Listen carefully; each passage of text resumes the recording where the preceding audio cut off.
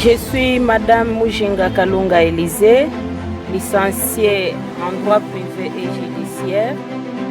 J'ai été défenseur judiciaire dans les barreaux de Kindu, précisément dans la province du Maniema. J'ai été activiste des droits de l'homme à Kindu. J'ai été aussi à la MONUSCO Kindu. J'ai été conseillère chargée d'études à la Cour constitutionnelle dans les cabinets du fait président Luamba. Je suis vice-présidente du regroupement AABARCE, du cartel du président Bosso. Je suis présidente du parti politique Alliance pour l'unité du Congo, AIC en sigle.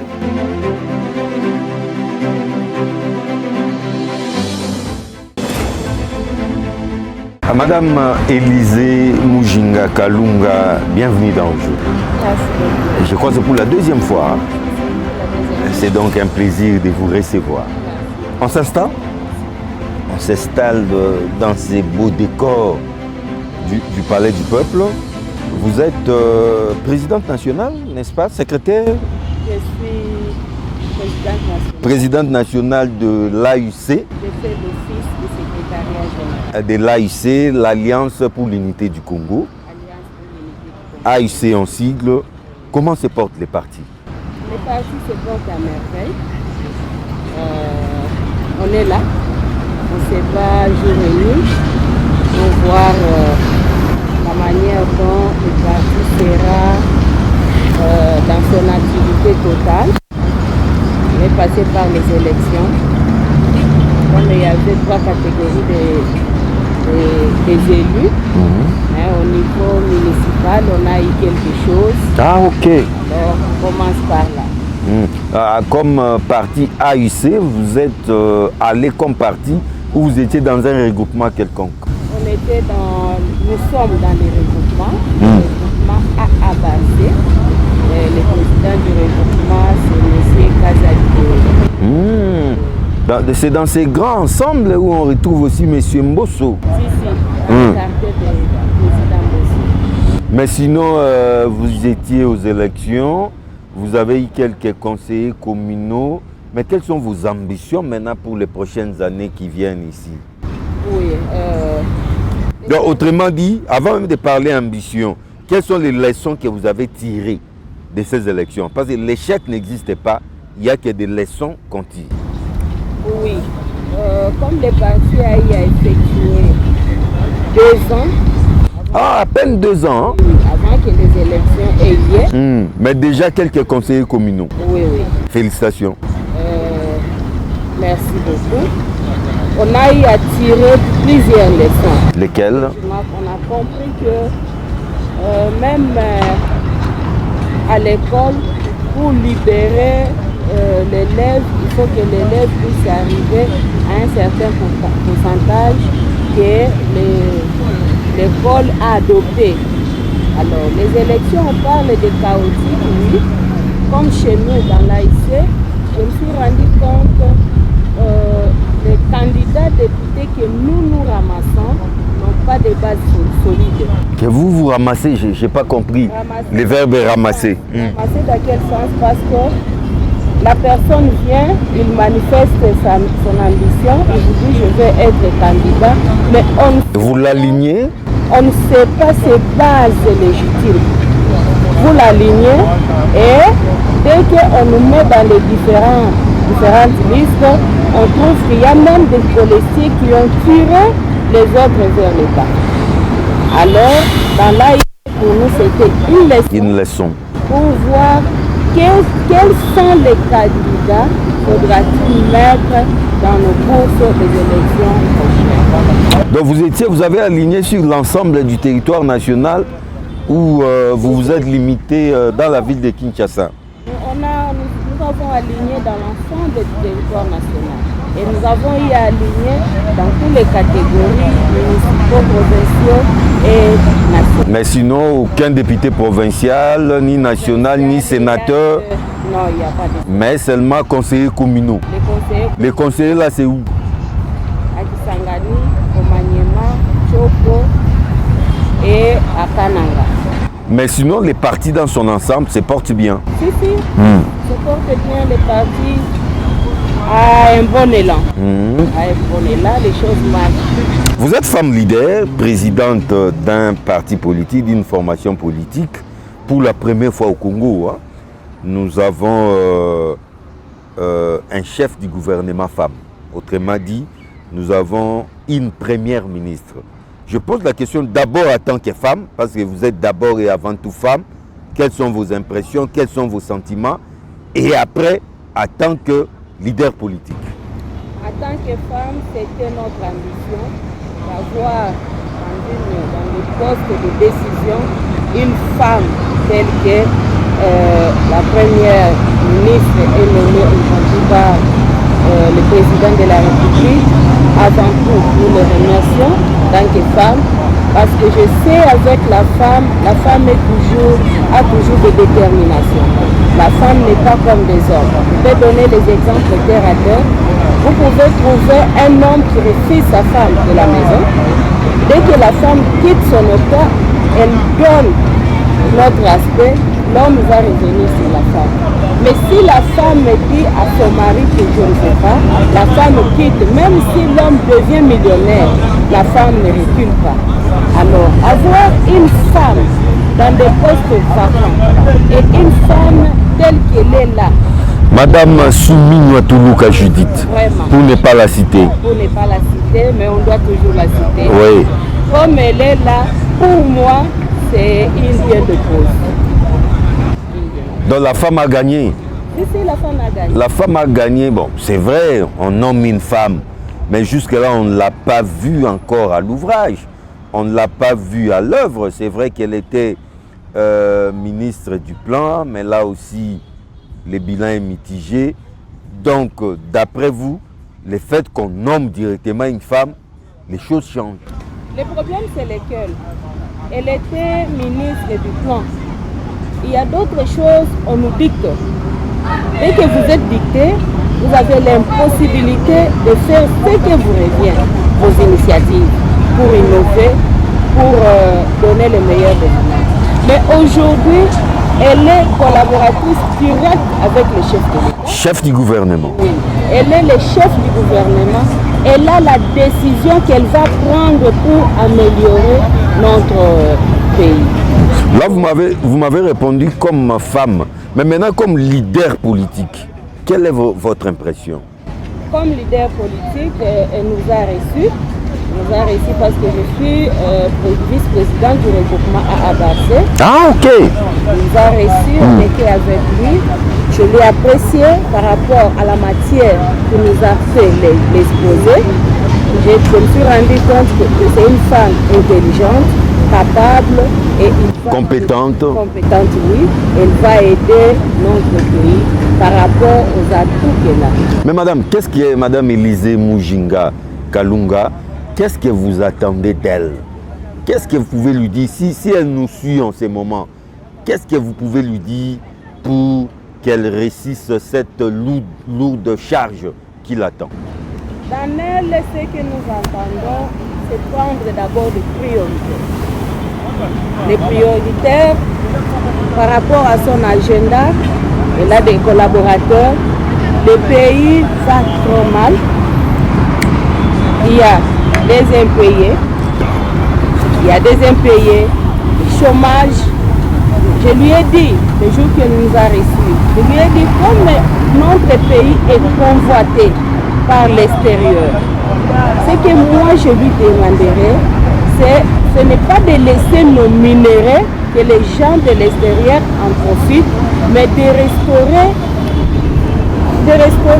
notre aspect pour prendre d'abord le pays en charge, tel que le tourisme, je lui ai proposé ça, tel que l'agriculture, je lui ai proposé ça. Je lui ai demandé que le ministère des genres ne puisse pas être un ministère seulement féminin. Pourquoi? Parce que si vous prenez notre ministère des genres, il y a beaucoup de choses là-bas qu'on peut exploiter et pour évacuer tout ce que nous sommes en train de voir dans la ville. Mais c'est un ministère non exploité. Parce que c'est le ministère qui... Le ministère du genre. Oui. C'est le ministère qui est en partenariat avec beaucoup beaucoup de ONG et nous avons plusieurs partenaires pour aider seulement la population congolaise. S'ils avaient de bonnes initiatives par rapport à ces ministères-là, on peut relever les défis. Dans quel sens? Avec les associations, avec les ONG, on peut leur financer les mamans marchandières, les femmes, tous les gens que nous voyons. Mais il y a ces possibilités, le ministère n'est pas exploité. Et là, ça peut nous aider dans toutes nos 26 provinces et entrer en profondeur même dans nos provinces, dans nos territoires. Mais on a l'impression qu'au Congo, c'est un ministère traditionnellement réservé à la femme. Comment trouvez-vous cette façon de faire? Est-ce qu'un homme peut-il aussi trôner à la tête de ces ministères? C'est ce que nous demandons. Parce que le ministère... Un homme au ministère du genre, par exemple. Ça va vous déranger? S'il y a un homme qui a de bonnes initiatives, exploiter les ministères tel que le ministère est établi avec ses attributions, ça peut aider notre pays. Ça peut aider notre pays. Le ministère là, a plusieurs domaines là-dedans. Mais ce sont des branches non exploitées. Non exploitées. La pauvreté continue. Oh, nous avons de PNUD, nous avons de ISAID, tous ces gens-là sont là pourquoi? Alors ils sont toujours en partenariat avec le ministère des Genres. Mais la réalité sur le terrain, nous ne trouvons rien. On ne sait pas. Est-ce que c'est par rapport aux tutelles que toutes ces femmes qui ont passé n'ont pas pu? Est-ce que, donc ça, on se pose beaucoup de questions pour ne pas avoir la réponse. Madame Élisée Mujinga Kalunga, l'actualité oblige. En République démocratique du Congo, les mauvaises nouvelles ne cessent de nous parvenir, non seulement à l'Est, mais cette fois-ci en plein cœur de Kinshasa. La nuit du samedi 18 au dimanche 19 mai, nous nous sommes réveillés, on nous apprend qu'il y a eu un commando qui a envahi les palais de la nation, prétendument ou réclamant ou voulant faire un coup d'État. Vous étiez à Kinshasa certainement. Quelle est votre lecture de cette situation on ne peut plus troublante? Oui. Premièrement, ça nous fait très mal parce que nous sommes dans un pays qui est régi par les tests légaux. Alors, il y a des fois que notre constitution a mis, dès que vous voulez que l'opinion nationale et internationale vous écoute, il y a beaucoup de voies qu'on peut utiliser, mais pas les voies de coup d'État. Pourquoi? Nous sommes d'abord dans un pays où il y a beaucoup de problèmes, la pauvreté est extrême, il n'y a pas d'emploi. S'il y a de ces gens-là qui pensent de prendre le pouvoir par de telles voies, nous, les membres de l'AIC, en tant que secrétaire général du parti, nous les condamnons fortement. Parce que c'est prendre encore le pays et le faire reculer d'avance. Et on n'en aura pas le gain de cause. On n'en aura pas le gain de cause. Nous sommes dans un pays qui est régi, il y a des mandats. On nous laisse la latitude de concours. On peut entrer dans des concours de monopole du pouvoir. S'il y a les gens qui veulent être des présidents de la République ou consorts, qu'ils aillent dans ces voies-là, ça va nous permettre de bien évoluer et faire reculer les pays qui souffrent jusqu'à nos jours. Oui, mais madame, c'est vrai qu'on ne peut que condamner de telles méthodes, de telles pratiques. Mais les gens qui sont tentés de les faire se justifient en avançant des raisons comme quoi la démocratie a été confisquée par les régimes actuels et vouloir les faire partir par des voies démocratiques, ça ne va pas marcher, autant recourir à de telles pratiques. Comment allez-vous leur répondre? S'il s'agit de leur répondre, nous avons la population. Le pouvoir revient au peuple.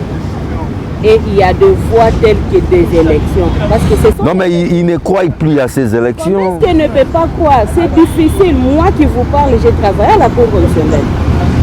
J'ai travaillé à la Cour constitutionnelle. Il y a des choses que, même vous, si vous voulez prendre ça, amener dans des voies frauduleuses, ça ne permet pas de... La justice existe dans ces pays. Moi, je vous dis, j'ai travaillé à la Cour constitutionnelle. Je vous ai parlé des problèmes de l'école pour accorder 45. L'élève qui a 45%, on peut le libérer à 50%. C'est la même chose. Le problème, c'est de travailler. On travaille, il faut avoir la population derrière vous. Et ils veulent arracher le pouvoir par la force. Et tout le monde parle qu'au nom de ce peuple-là. Et c'est ça le pays aujourd'hui. Parce que si vous êtes devant le peuple, ils vous demandent de changer les gens qui nous ont précédés. Ils ne veulent pas de ces personnes-là. Mais si vous arrivez devant ces personnes, ils vous disent que nous sommes mandatés par le peuple. Le peuple est marginalisé de leurs droits. De leurs droits.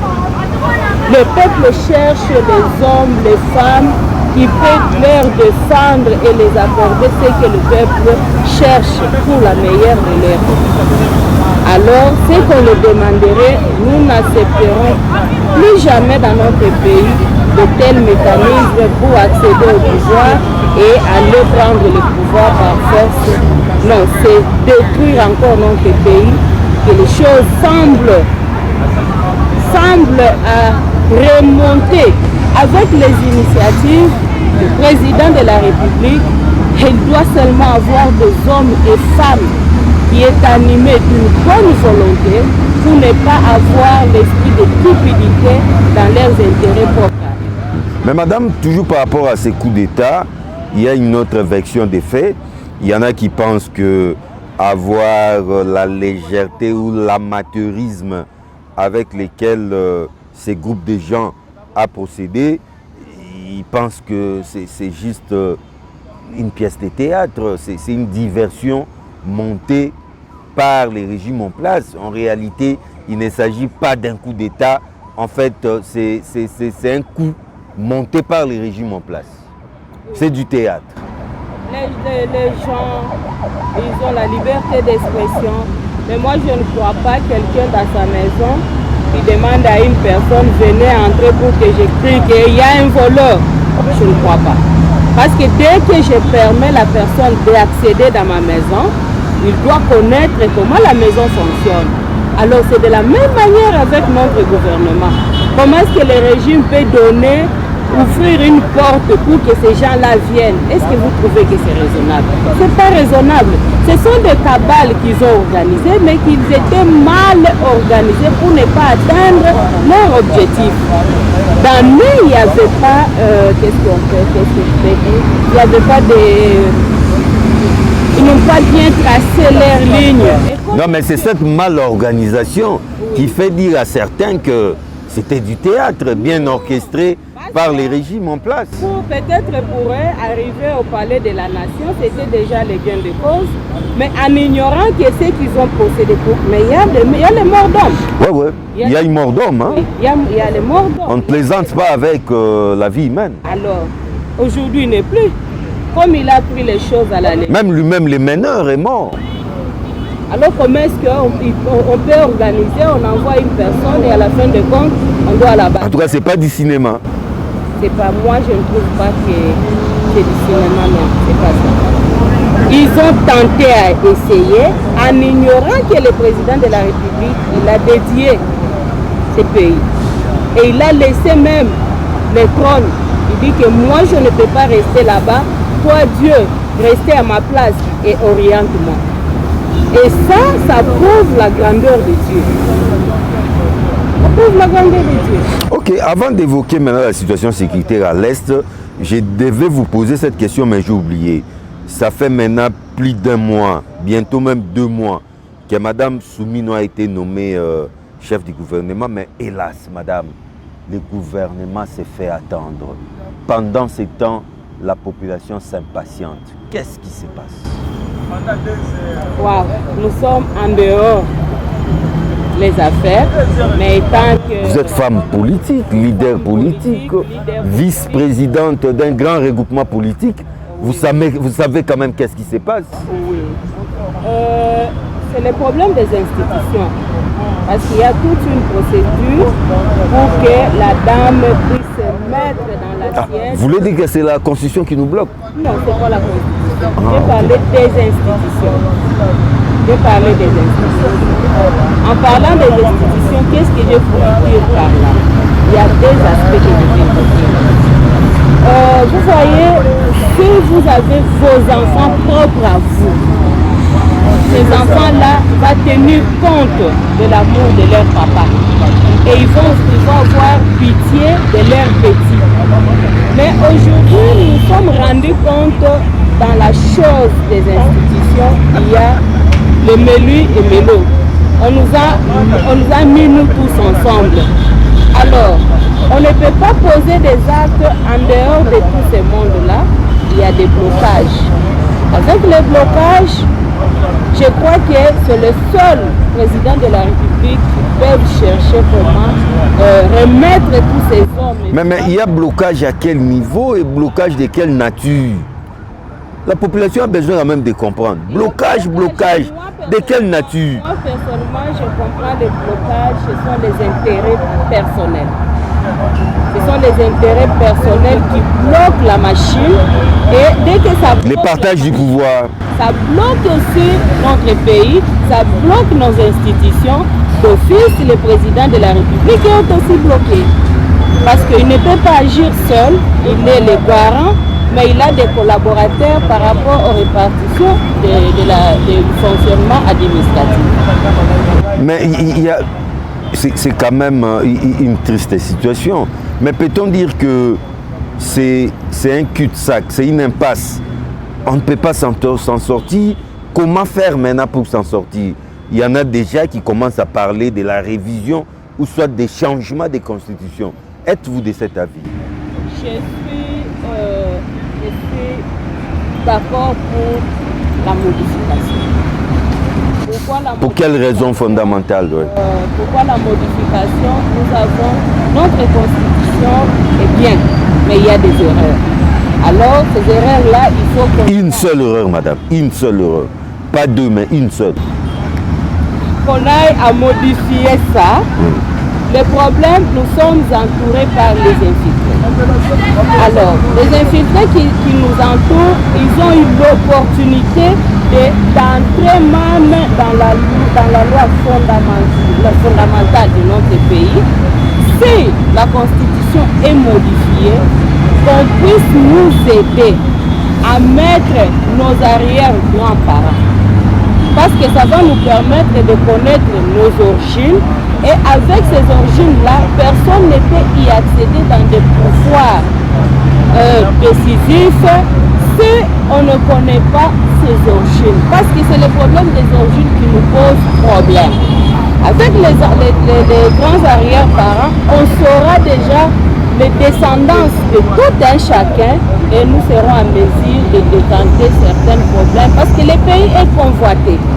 Le pays est convoité, nous sommes plus de 400 et quelques tribus dans notre pays. Alors c'est difficile de dire celui-là n'allait pas aimer l'autre, n'avoir pas des enfants avec l'autre, mais qu'on soit quand même structuré et ordonné dans notre document de base qui est la Constitution. Quand vous parlez des origines, vous voulez dire que le pays est infiltré par des non-congolais? Si. Et c'est ça le problème du Congo? C'est ça le problème du Congo. Parce qu'un enfant qui est né de son papa et maman, c'est difficile de le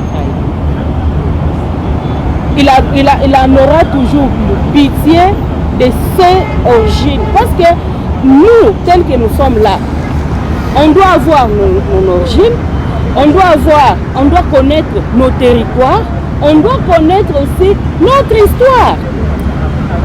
Notre histoire. Tout un chacun de nous a son origine, tout un chacun de nous a son territoire, tout un chacun de nous. Donc c'est difficile. Alors si on n'y arrive pas à cela, Les gens qui nous précèdent, ils s'est fait des Congolais. Ils n'ont pas pitié de vrais enfants du Congo. Ils n'ont pas pitié de ça. Et nous sommes là pour l'enrichissement sans cause. Qu'est-ce que nous allons faire? Et c'est de la même manière que j'ai dit à la première dame, qu'elle n'ait pas peur de nommer La première dame, là, Madame Nyakeru, la première ministre, Madame Toulouka. Madame Toulouka. Qu'elle n'ait pas peur de nommer 80% de femmes. Pourquoi Dans ce gouvernement. Pourquoi je Vous voulez exclure les hommes?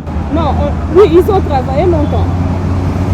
Les 80% des femmes, si nous regardons le taux de détournement de millions, avec les hommes, nous avons y atteindre 75%. Mais si nous regardons le taux de détournement de millions avec les femmes, je ne crois pas que les femmes ont arrivé même à 1%. Non, mais ça s'explique. C'est parce que les femmes ne sont pas aussi nombreuses dans des postes de commandement. Hein? Alors, si voilà, toute proportion gardée, c'est tout à fait normal. Qu'on laisse d'abord les femmes de donner les meilleurs d'eux. Et que les hommes observent ces femmes-là. Donc on vous laisse ces pays? Non, on ne demande pas. Mais on travaille avec les hommes, non? Donc nous, on a laissé les pays aux hommes. Parce qu'on travaillait avec eux. Non, l'homme est un leader naturel. L'homme est un leader naturel. On n'en disconvient pas. Ouais. Mais qu'ils nous laissent là où ils ont échoué, qu'ils laissent d'abord les femmes d'essayer. Pour que les femmes donnent le meilleur. Le problème est que vous mettez un ministre titulaire. Celui qui le suit, son adjoint ou adjointe, c'est une femme. Il n'a pas de décision. Elle n'a pas de décision. Elle ne saura pas donner ce qui vient dans sa tête. Elle reçoit seulement des instructions et elle passe dans ça. Et il y a des détournements, les gens souffrent. Comment est-ce qu'on peut détourner des millions, mais il y a des gens qui manquent là où dormir. Vraiment. Essayons d'abord les femmes. On essaye. Essayons voir. L'égalité là. Donc je ne trouve pas l'inconvénient de dire qu'on laisse d'abord les femmes. Non, nous sommes égaux. Alors qu'on laisse les femmes de travailler ensemble avec les hommes et que les hommes viennent après la décision de la femme pour qu'on voit ce qu'ils vont donner comme le meilleur d'eux-mêmes. Mais vous savez qu'on a toujours dit que moi c'est à Tongarambo Kate, madame. Mais tu sais que... C'est dangereux de confier la gestion d'une nation à une femme. Si vous éduquez une femme, vous éduquez toute une nation. Vous vous rendez compte avec la vie difficile que les femmes sont en train de connaître. Un mari qui vous amène 100 000 francs, la femme nourrit sa maison, il fait étudier ses enfants. Comment est-ce qu'ils peuvent vous dire que les femmes de Tongakambo Kate? Ce sont des slogans qui n'ont pas de place. C'est vrai qu'aujourd'hui, il y a des femmes qui ont montré le contraire, à l'instar de Madame Fifi Masuka, gouverneure de Lualaba. Je crois que petit à petit, la femme commence à se démarquer. Une femme telle que Madame Fifi Masuka, c'est une femme qui a prouvé qu'au milieu des femmes, il y a des femmes telles qu'elle. Alors si on en avait 20 dans notre pays ici, je crois que les choses vont changer. Madame Élisée Mujinga Kalunga, la situation sécuritaire à l'Est, encore et toujours, les bonnes nouvelles nous parviennent rarement de cette partie de la République. Les Congolais sont encore tombés dernièrement. Pire encore, cette fois-ci, c'était des Congolais dans un camp de réfugiés. Votre réaction? Étant que Bantou, ça fait mal. Ça fait mal. C'est ce que j'ai dit, donc je vais revenir sur le point que j'ai dit. La solution dans tout ça, parce que moi j'ai grandi de l'autre côté. J'ai grandi de l'autre côté. Ah bon, à l'Est? Si, à l'Est. Je suis de Tanganyika, bien sûr. Mais j'ai eu à passer beaucoup de temps. À Tanganyika, c'est chez Musée Laurent Désiré Kabila. Oui, c'est chez moi. Je suis de là. Alors, la solution que nous pouvons prendre pour notre coin du pays, c'est réviser ou passer à la modification de notre constitution. Là, ça va nous permettre de faire enlever plusieurs mains dans l'assiette et ça va permettre aux Congolais d'imposer leur choix. Vous comprenez, si vous vous battez avec une personne en dehors de chez soi, il n'en aura pas la force. Mais si la personne est dedans pour le faire partir, c'est compliqué. Parce qu'il comprend tout ce que vous faites. Il a des stratégies avec lui. Il a des secrets. Dès que vous terminez, même pas 10 minutes, les choses sont déjà allées ailleurs. Et de l'autre côté, il prend des méthodes. Donc, il faut mettre les femmes à tous les niveaux. Mais vous ne trouvez pas que cette solution fait un peu rire là? Non, ça ne fait pas rire. Les hommes vont rire. Avec les hommes, parce que la femme c'est un être faible, tout là, ils vont rire. Mais c'est une voie de solution. Une voie de solution. Je sais que nous sommes combattus pour ça. Les femmes sont combattues pour ça, mais c'est une voie de solution. Parce que là où il y a de rigueur, il y a beaucoup de fermeté, je ne crois pas que personne peut penser facilement. Même pour que personne entre dans ta maison, il doit avoir d'abord un infiltré chez toi. Oh, on l'a empoisonné. Comment est-ce qu'on m'a empoisonné? On m'a empoisonné à travers ma bonne ou les domestiques. On a utilisé les personnes de la maison. Alors, il faut chercher, on doit chercher comment élaguer tous ces gens-là pour que le pays trouve de bonnes solutions et les solutions qui vont aider la population congolaise. Alors, madame, on ne peut pas terminer sans dire un mot sur ce qui se passe derrière nous. C'est le palais du peuple. Je crois que ça y est. Le bureau tant entendu est là. Monsieur Caméré a été élu président de cette chambre. Tantôt on disait si le gouvernement traînait, c'est parce que le bureau définitif n'était pas encore là. Peut-on maintenant espérer que les choses iront beaucoup plus vite? Et quelle est votre réaction par rapport à cette installation du bureau? Je suis très heureuse parce que nous sommes rendus compte qu'on était bloqués. Parce que la dame, l'excellence, la première ministre, ne pouvait pas être investie.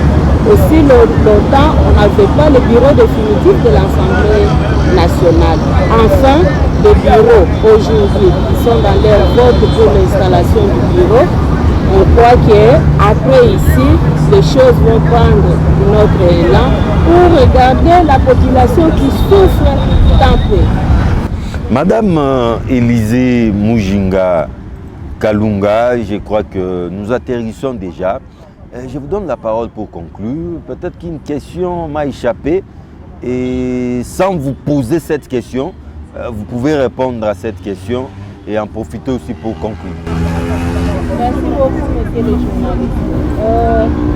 Ce que nous cherchons, c'est une bonne encadrement de la population congolaise. Cet encadrement ne viendra pas de la population, viendra des autorités qui sont établies. Nous demandons à maman, l'excellence Premier ministre, de voir les priorités qu'on leur avait confiées par le président de la République et de ne pas oublier de mettre les femmes. Je sais qu'il y a de ces femmes qu'on les cache pour ne pas lui donner.